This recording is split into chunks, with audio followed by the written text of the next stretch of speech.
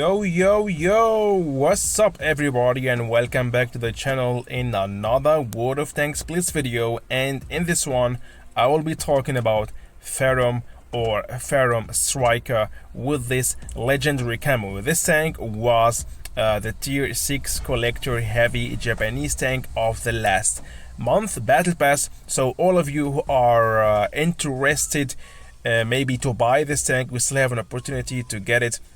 Or maybe randomly you are watching now and this tank is in the store, or you have this tank already and you want to play, you want to know how to play with it, how to drive this vehicle. This video will definitely be helpful for you.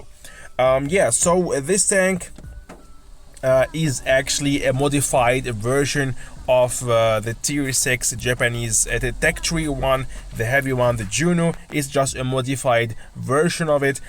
We got, of course, this nice camo, this nice legendary camo. Looks really pretty dope. And on stats, it's not a big difference. The Juno got here 1.759 DPM and the Ferrum got 1.844. So let's say the Ferrum got something about 90 more DPM than the Juno, and the rest is really completely the same. We got here the same alpha damage. The Ferrum got just a faster reload time. Hey, by the way, look at this, guys. We can now enrich your tanks for less gold. So if you want to go for it, do it, guys. It's really worth it. 70% discounter on enriching tanks right now. So it's completely the same, only that the Ferrum got a faster reload time, 7.51, and the Juno got also the same. So maybe this tank got a higher damage per shot. Nope. So now I'm a bit actually confused why the Ferrum got more DPM than the Juno. Oh yes, okay, the Ferrum got faster reload time, 7.16, and the Juno got 7.51, and the rest is really, as I told you, completely the same damage, same armor, same speed, same rotation. Look at this, guys. 220, 127.8 armor, 2833. Okay, so it's completely the same. That's what I wanted to say. So it's really not the biggest deal, and it's really not much better than the Juno. And now let's talk about the rest. So what I'm using here for equipment, I will definitely advise you to use calibrated shells, because this tank don't have the best penetration. And if you are playing against tier 7 heavies and sometimes even tier 6 heavies, you will not be able to penetrate him if you are using gun rammer. Go definitely for calibrated shells, so that you will be able to penetrate tier 6 and tier 7 heavies if you use your premium shells. That's very important. Supercharger, refined gun. We have really not the best gun dispersion here and a long aiming time. You have to take your time to aim on the enemy. You're going to see it later on the battlefield, but you can rely on your frontal armor, so you can take your time if you are playing hull down or wiggling on a tank. While you are aiming on the enemy with that long reload time, you will definitely block your damage if you are positioning your tank correctly, and you will be able to take your time and to shoot and do some damage. But the aiming time is really a problem on this tank, and the gun dispersion and the penetration. The rest is really pretty good. We got for that an insane frontal armor, so use enhanced armor to maximize it, and that will help you a lot to block more damage. I'm using enhanced tracks, improved optics, engine accelerator to have more 1 km/h average speed, and high-end consumables. The mobility of this tank is also not the best. That's why I also go definitely for more speed, and that's why I'm also using improved fuel and standard fuel to maximize my mobility. And in addition to that, I'm going for onigiri to have better view range, better DPM, and faster reload time. So far so good, and that's why also it's pretty risky, but if you play careful, it's okay. That's why I'm also going for the engine power boost instead of going for the repair kit, and I'm going for the multi-purpose restoration pack and adrenaline. This is the frontal armor of this vehicle going on flat ground, not going hull down, just normal flat ground. And this is what tier 5 and tier 6 heavies are going to see. Yeah, so really very hard to penetrate. Let's take for example also light tanks. Okay, let's take for example, I don't know, just any tier 6 light tank, also the same, very hard to penetrate. You can also try to wiggle your vehicle to make it harder to the enemy to aim on your weak spots. If they use for example heat shells, we are penetrable, but always not that easy to aim on that weak spots. But that doesn't mean that we are invincible. But I think that not everyone is using heat shells or got enough credits to use heat shells or premium shells. That's why you will be blocking a lot of damage, especially playing against tier 5 and tier 6 vehicles. And that's why you can play aggressive against lower tier tanks and same tier tanks, and play more careful against tier 7 and tier 6 tanks, because yeah, they will be able easier to penetrate you. Okay, so we can try to play hull down. We don't have that best gun flexibility, only 6 degrees, so you can show only your upper plate and turret, and with that you can really block a lot of damage. As I told you, be aware of tier 7, tier 6 heavies, tier 6 TDs and tier 7 TDs, because they will have it easier to penetrate your frontal armor. And the rest, if you are playing against lower tier tanks, you can play really very aggressive. You can go front line, and if you are, as I told you, play again higher tier tanks, tier 7 and tier 6, play more careful. Don't go a lot front line, especially try to not to face tier 7 TDs and tier 6 TDs, especially because they have the easiest to penetrate your frontal armor. The first situation I got for you is in Falls Creek, and yeah, here I'm pushing already medium side, and yeah, I picked up for you this battle because we can really see the strength of this vehicle, especially as I told you, playing against lower tier tanks and same tier tanks. So yeah, I'm pushing, I'm playing aggressive, going front line, dealing my damage, and yeah, I don't care, because against lower tier tanks and same tier tanks I can really rely a lot on my frontal armor. Here we go. So till now nearly 500 damage blocked, and I dealt 629 of damage, and I will keep pushing. Scavenger got anyway yeah, not the best penetration, and I'm here in high ground. That means he can only see my turret, and that's why he bounced his shot. So now I will try to yeah, turn around here and chase the Medjay. Here we go, keep moving. So we are really not the fastest, but for that we got really a great, very good strong solid frontal armor, and that will help you a lot to block a lot of damage. Here we go, ramming the Medjay,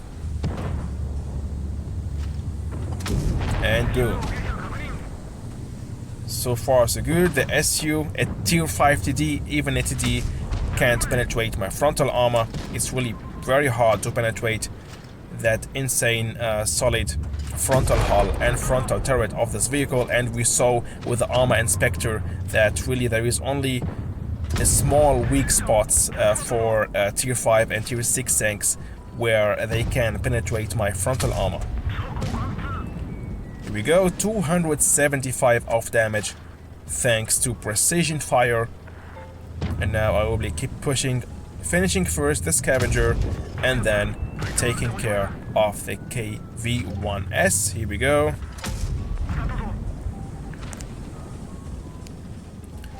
And that's, in my opinion, the best way how to play with this vehicle. As I told you, especially playing against lower tier tanks and tier 6 vehicles. Yeah, we can push, we can go front line, deal our damage, help your team, block a lot of damage, and with that winning a lot of battles. First class mastery badge, yeah, even for 3.1k of damage and 1.3k of damage blocked, only first class. So we can see that it's really a lot of freaks playing out there with this vehicle. who made more damage to get an single mastery badge playing with this vehicle. And it's also a good credit maker, as we can see here. Yeah, 52k of credits without credit boosters, only premium time. That's pretty good. The second battle is in New Bay, and this is going to be the last for this review. Yeah, so as we can see there, I'm playing against 5 tier 7 tanks and only 2 tier 6 tanks, so most of the tanks are higher tier tanks. That's why also I picked up for you this battle to show you the worst case what can happen to you playing with this tank. So here I'm pushing a lot, actually, what you shouldn't do playing with this tank, especially playing against higher tier tank, but I know that most of the enemy tanks are on the bridge. That's why I pushed here.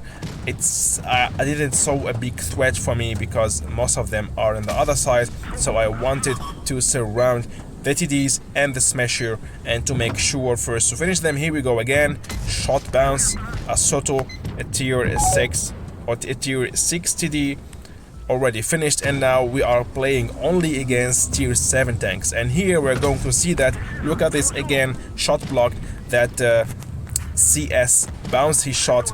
So even tier 7 mediums and lights will struggle a lot to penetrate your frontal armor. So the frontal armor of this vehicle is really insane, and always, again, shot block, always show your frontal armor to the enemy and you will have a higher chance and a high probability to block a lot of damage. Of course, some shots will go through, but let's say if you are doing right, if you are wiggling, if you are showing your frontal armor, let's say to 60%, you are going to block the shot. Now the WZ pushing on me, and boom, I'm wiggling, look at this, angling my tank, and he bounced again. So those small details, knowing the right angle, showing the right angle to the enemy, wiggling your tank left, right, will help you a lot also to block more damage in general playing with heavy tanks, because most of the heavy tanks got a strong frontal hull, and if you angle your tank in the right angle, yeah, enemies will have it much more harder to penetrate your frontal armor. So now I'm seeing that we are leading, we captured all the bases, so there is no need to risk a lot, and that's why I decided to stay here.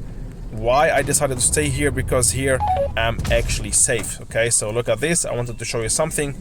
So what I'm gonna do here now is use those two destroy tanks like my shield, and with that the enemy, if you take a look here, will see only my turret, and we saw with the armor inspector that the turret is just nearly impossible to penetrate if you also show directly your frontal armor to the enemy. And with that I'm hiding here, so it's here I'm creating a hull down position for me.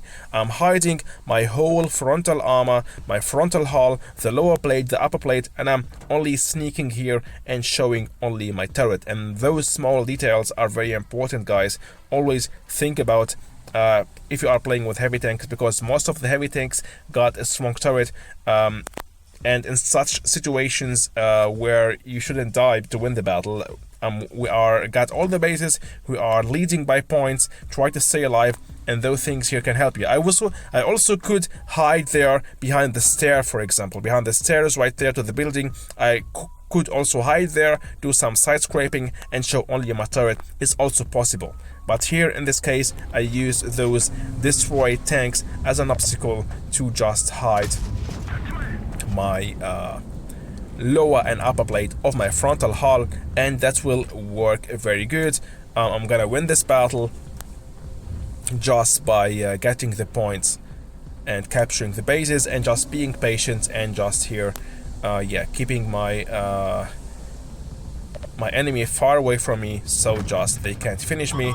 And now we won this battle. So that's why I also picked up for you this battle, because it was a lot of tactical gameplay, and it shows us also again the strength of this vehicle. Even against higher tier tanks, we still blocked 1k of damage and deal 2.2k of damage, and again a lot of credits. So in my opinion, this tank is really a good vehicle. Definitely, I wouldn't say it's OP. yeah, it's something about good and very good, because as we know all in this game, we got much more better tier 6 collector tanks, much more stronger. The Cyborg, for example, or I don't know, there is a lot of good tier 6 collector tanks in the game, which are really OP, but this tank is really not OP. It's average, it's better, a bit better than the tier 6 tech tree heavy tank, the Japanese one, only 100 more TPM, but the rest is nearly the same. So if you are a player who want to collect all the tanks in this game, definitely go for this vehicle. Looks pretty cool. You will add it to your garage, but if you wanna buy this tank because you think that this tank will help you to grind your win rate or to do good tournament battles, it's not the guess for this vehicle. It's a collector tank. It's fun to have it, but it's not that very effective tank, for example, to flex in tournaments or to grind your win rate. That's my neutral opinion about this vehicle. I hope you enjoyed watching this video, and if yes, you know what to do. Don't forget to smash the like button, subscribe to the channel, and see you soon for sure in the next video, guys. Bye bye.